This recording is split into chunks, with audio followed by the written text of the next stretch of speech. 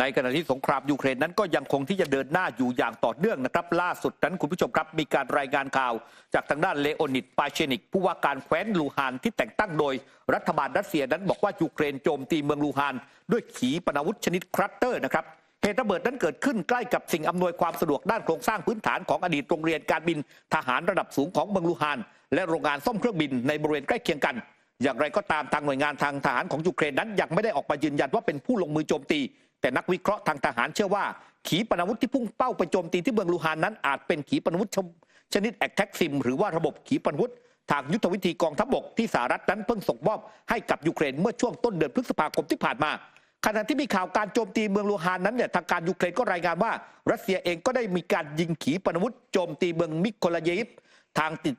เมืองท่าที่ติดกับทะเลดำทางตอนใต้ของยูเครนโดยขีปนาวุธลูกดังกล่าวได้ตกใส่อพาร์ตเมนต์นะครับอาคารพาณิชย์แล้วก็ส่งผลให้มีผู้เสียชีวิตอย่างน้อย3 รายด้วยกันในขณะที่แนวรบแคว้นคาคิฟหน่วยทหารของรัสเซียก็ออกมารายงานว่ากองทัพรัสเซียนั้นยึดหมู่บ้านในเมืองคาคิฟได้เพิ่มอีก1 หมู่บ้านหลังเปิดแนวรบใหม่แคว้นคาคิฟตั้งแต่2 สัปดาห์ที่ผ่านมาในช่วง2 สัปดาห์ที่ผ่านมานั้นรัสเซียเปิดแนวรบบริเวณชายแดนระหว่างรัสเซียกับแคว้นคาคิฟซึ่งเป็นที่ตั้งเมืองใหญ่อันดับ2รองจากกรุงเคียฟโดยหนึ่งในวิธีการที่รัสเซียใช้ก็คือการทิ้งระเบิดใส่พื้นที่ต่างๆล่าสุดนั้นผู้นำยูเครนก็ออกมาเปิดเผยนะครับว่ารัสเซียนั้นโจมตีด้วยระเบิดกว่า 3,000 ลูกในระยะเวลา1 เดือนที่ผ่านมาครับคุณผู้ชมไปดูอีกหนึ่งความเคลื่อนไหวนะคะที่ศาลเยอรมันเนี่ยได้มีการแถลงว่าสามารถที่จะจับกุมอดีตทหารเยอรมันที่ใช้นามว่าโทมัส Xถูกตั้งข้อหาค่ะหลังจากที่เขาไปติดต่อกับเจ้าหน้าที่รัสเซียผ่านข้อมูลความลับทางทหารวิธีการคือโยนซีดีบรรจุความลับข้ามรั้วของสถานกงสุลรัสเซียแล้วก็สิ่งที่ทางด้านของโทมัสได้บอกเอาไว้เนี่ยเขาบอกว่าเขาแค่กลัวสถานการณ์ที่มันจะเกิดขึ้นระหว่างรัสเซียกับยูเครนต้องการป้องกันไม่ให้มันมีการยืดเยื้อแล้วก็ต้องการป้องกันครอบครัวของเขาจากสงครามนิวเคลียร์ที่อาจจะเกิดขึ้นทางด้านของอัยการเยอรมันเนี่ยมีการระบุแบบนี้นะคะว่าโทมัสมีการกระทำความผิดละเมิดกฎหมายระหว่างประเทศวิธีการอย่างที่บอกว่าเขาเอาความลับทางทหารเนี่ยใส่ซีดีแล้วก็บรรจุในซองสีน้ำตาลโยนข้ามรั้วกงสุลรัสเซียไปแล้วก็มีการถ่ายรูปเอกสารการฝึกซ้อมที่เกี่ยวกับระบบกระสุนเทคโนโลยีทางอากาศก่อนส่งผ่านตู้รับจดหมายของสถานกงสุลรัสเซียแล้วก่อนหน้านี้ตัวเขาเองเนี่ยคืออดีตกัปตันจากโคเบลทำงานในหน่วยงานรับผิดชอบสำนักการเสริมสร้างเรื่องของกองทัพเยอรมันด้วยอาวุธที่ล้ำสมัยแล้วก็ทำงานรับผิดชอบเรื่องของระบบทางสงครามอิเล็กทรอนิกส์นะคะทางการของศาลเยอรมันเนี่ยมีการตัดสินเรื่องของสั่งจำคุกนานกว่า3 ปีครึ่งในเรือนจำค่ะครับในขณะที่มีความเคลื่อนไหวจากรัฐบาลโปแลนด์นะครับโดยกระทรวงการต่างประเทศของโปแลนด์ออกแถลงการเกี่ยวกับการใช้มาตรการจำกัดการเคลื่อนไหวบุคลากรทางการทูตของรัสเซียในภูมิภาควอร์ซอโดยยกเว้นไว้เพียงคนเดียวก็คือทางด้านเซอร์เกย์ อังเดรเยฟเอกอัครราชทูตรัสเซียทั้งนี้โปแลนด์ให้เหตุผลประกอบการใช้มาตรการดังกล่าวเนื่องจากบอกว่ารัฐบาลรัสเซียนั้นเนี่ยทำสงครามลูกผสมต่อประเทศสมาชิกสหภาพยุโรปและรัฐบาลโปแลนด์หวังเป็นอย่างยิ่งว่ารัสเซียนั้นจะถือว่ามาตรการที่โปแลนด์ประกาศนี้เป็นสัญญาณเตือนที่จริงจังในขณะที่ทางด้านฝั่งของมาเรียสคาโรวาโฆษกกระทรวงการต่างประเทศของรัสเซียนั้นบอกว่ารัฐบาลรัสเซียจะตอบโต้ตามความเหมาะสมและวิจารณ์ว่าบรรดาผู้นำโปแลนด์นั้นหวาดกลัวรัสเซียโดยปราศจากเหตุผลครับอีกหนึ่งความเคลื่อนไหวนะคะระหว่างทางการของรัสเซียนะคะก่อนหน้านี้เนี่ยมีความเคลื่อนไหวว่ารัฐบาลของรัสเซียเนี่ยมีความสัมพันธ์แน่นแฟ้นกับกลุ่มตอลิบันนับตั้งแต่ที่กลุ่มตอลิบันนั้นกลับคืนสู่อำนาจในอัฟกานิสถานเมื่อปี 2564 แล้วก็มีการเจรจาอยู่หลายรอบนะทั้งเรื่องของการส่งเสริมทางการค้าและก็หลังจากนี้ไปเนี่ยท่านมนตรีว่าการกระทรวงการต่างประเทศของรัสเซียมีการตัดสินใจว่าจะมีการถอดถอนชื่อกลุ่มตอลิบันออกจากรายชื่อองค์กรก่อการร้ายนะคะแล้วก็หลังจากนี้ไปเนี่ยการตัดสินใจของรัสเซียก็มองว่ามันเป็นเรื่องของการยอมรับความจริงตามเหตุและผลคือถ้าย้อนกลับไปจะเห็นว่ารัสเซียมีความสัมพันธ์อันดีกับกลุ่มตอลิบันมาหลายปีหัวหน้ากองกำลังสหรัฐในอัฟกานิสถานมีการกล่าวอ้างว่าช่วงปี 2561 รัฐบาลของรัสเซียมีการจัดหาอาวุธให้กับกลุ่มตอลิบันแม้ว่าในคราวนั้นรัฐบาลของรัสเซียมีการปฏิเสธข้อกล่าวหาก็ตามค่ะครับในขณะที่มีความเคลื่อนไหวระหว่างทางด้านประธานาธิบดีวลาดิเมียร์ปูตินของรัสเซียได้พบปะหารือกับประธานาธิบดีชาฟคาสมีซี่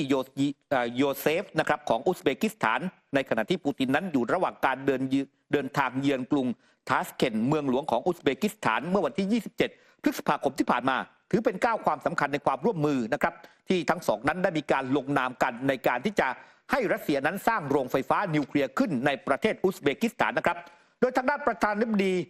มีซีโยเซฟนั้นบอกว่ายกย่องโครงการดังกล่าวมีความสำคัญโดยชี้ว่าอุซเบกิสถานนั้นมีปริมาณสำรองยูเรเนียมจำนวนมากขณะที่ปูตินให้คำมั่นสัญญาว่าจะสนับสนุนตลาดพลังงานของอุซเบกิสถานอย่างครอบคลุมและมีประสิทธิภาพ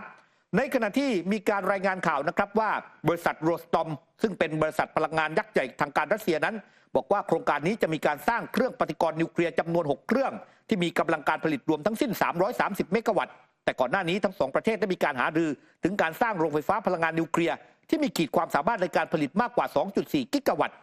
นอกจากความร่วมมือด้านพลังงานนิวเคลียร์แล้วปูตินยังให้คำมั่นที่จะจัดส่งก๊าซให้กับอุซเบกิสถานเพิ่มขึ้นอีกด้วยเพื่อกระชับความสัมพันธ์ทวิภาคีให้แน่นแฟ้นมากยิ่งขึ้นครับคุณผู้ชมนะคะไปดูความเคลื่อนไหวทางด้านของสหรัฐอเมริกากับไต้หวันกันหน่อยนะคะหลังจากที่ไมเคิลแมคคอร์ประธานคณะกรรมาการฝ่ายกิจการต่างประเทศของสภาผู้แทนราษฎรของสหรัฐอเมริกาเนี่ยเดินทางไปเยือนไต้หวันแล้วก็มีการพูดถึงเรื่องของการส่งมอบอาวุธนะคะโดยเฉพาะการเดินหน้าเรื่องของระบบอาวุธเนี่ยที่จะมีการส่งไปให้กับทางด้านของไต้หวันทางด้านของไมเคิลแมคคอร์เนี่ยยอมรับว่าสหรัฐอเมริกาเนี่ยมีประเด็นเรื่องของด้านศักยภาพการผลิตทางทหารอาวุธบางส่วนที่ไต้หวันมีการสั่งซื้อไปตั้งแต่ปี 2020ยังไม่มีการส่งมอบซึ่งเขามองว่ามันล่าช้าเกินไปเดี๋ยวหลังจากนี้ตัวเขาเองเนี่ยจะเดินหน้าไปกดดันบริษัทสัญญาจ้างด้านกลาโหมรวมไปถึงรัฐบาลในการส่งมอบอาวุธให้กับทางด้านของไต้หวันและเขาก็มองได้ว่าไต้หวันเนี่ยต่างจากยูเครนเหมาะสมที่ควรจะได้รับอาวุธใหม่ๆไม่ใช่ของเก่าโดยเฉพาะเรื่องของอาวุธรัสเซียเก่าๆเนี่ยอาวุธบางส่วนที่จะมอบให้กับไต้หวันนั้นจะมาจากสต็อกใหม่แล้วก็เป็นเทคโนโลยีใหม่ล่าสุดของสหรัฐอเมริกาเพราะเขามองว่าสิ่งที่เกิดขึ้นการสู้รบทางทะเลหรือว่าปัญหาต่างๆข้อพิพาทระหว่างไต้หวันกับจีนนั้นมันต่างกันระหว่างรัสเซียกับยูเครนขณะเดียวกันก็ยังพูดถึงเรื่องของประเด็นที่กองกำลังของจีนนะคะมีการส่งเรือแล้วก็เข้าไปมีเรื่องของการเจตนาต่างๆเนี่ยสหรัฐอเมริกามองว่ามันเป็นเรื่องของเจตนาข่มขู่ของจีนที่มีให้กับไต้หวันค่ะครับน่าสนใจมากนะครับคุณผู้ชมครับนี่เป็นการออกมายอมรับจากสภาคองเกรสสหรัฐอเมริกานะครับว่าอาวุธที่ส่งให้ยูเครนนั้นเป็นอาวุธเก่านะฮะและบอกว่าอาวุธใหม่เดี๋ยวจะจัดหาให้กับไต้หวันเพราะว่าไต้หวันเนี่ยนะครับมีบริบทที่แตกต่างจากฝั่งของยูเครนพอสมควรนะครับคุณผู้ชมครับไปดูความเคลื่อนไหวของจอร์เจียกันบ้างนะครับก่อนหน้านี้รัฐสภาจอร์เจียนั้นเนี่ยได้มีมติเนี่ยครับในการที่จะดำเนินการ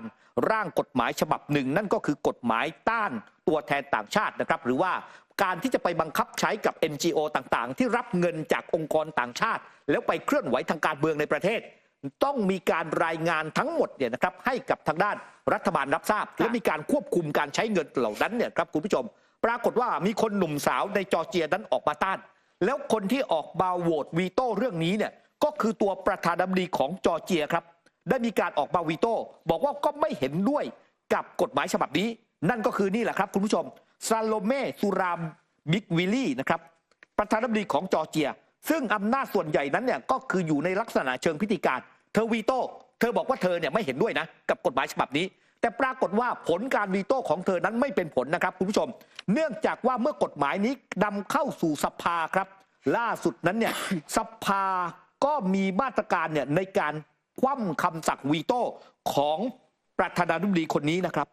ดังนั้นเนี่ยก็ตอนนี้ทางด้านจอร์เจียเองนั้นกำลังจะมีการประกาศใช้กฎหมายฉบับนี้นะครับเพื่อที่จะควบคุมการทำงานของ NGO ในประเทศที่ไปรับเงินต่างชาติมาเคลื่อนไหวคนส่วนหนึ่งในจอร์เจียนั้นไม่พอใจนะครับก็บอกว่า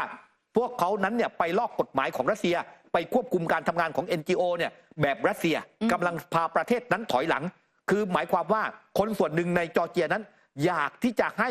องค์กร NGO รับเงินต่างชาติและมาเคลื่อนไหวแต่รัฐบาลจอร์เจียบอกไม่ได้เพราะมันบั่นทอนต่อความมั่นคงของประเทศจอร์เจียเองครับส่วนประเด็นเรื่องของข้อพิพาท